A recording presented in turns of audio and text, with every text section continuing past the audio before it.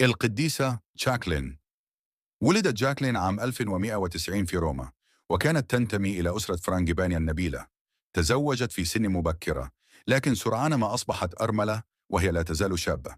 في هذه المرحلة سمعت عن القديس فرانسيس الأسيزي، ورغبت في لقائه للحصول على نصيحة روحية.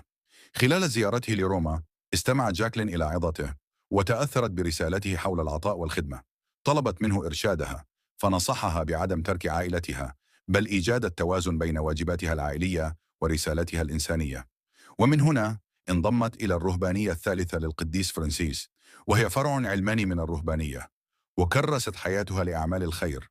لم يكن دعمها مجرد كلمات، بل قدمت أملاكا من عائلتها في تراستيفيري لإنشاء ملجأ لمرضى الجذام، ووفرت لهم كل احتياجاتهم.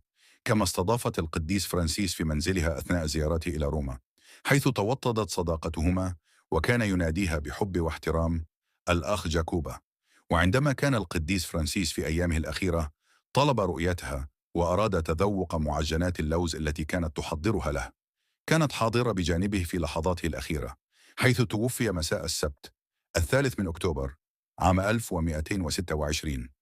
ظلت جاكلين وفية لإيمانها والقديس فرانسيس حتى وفاتها في 8 فبراير عام 1293، ودفنت في سرداب بازيليك سان فرانسيسكو دي أسيزي بالقرب من مدفن القديس فرانسيس، تخليدا لصداقتهما العميقة وإيمانها الذي لم يتزعزع.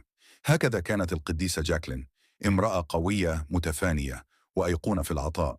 لم تكن مجرد نبيلة باللقب، بل نبيلة في الروح والعمل.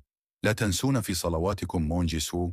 إذا أعجبتكم هذه القصة وألهمتكم، لا تنسوا متابعتنا لمزيد من القصص الروحية الملهمة.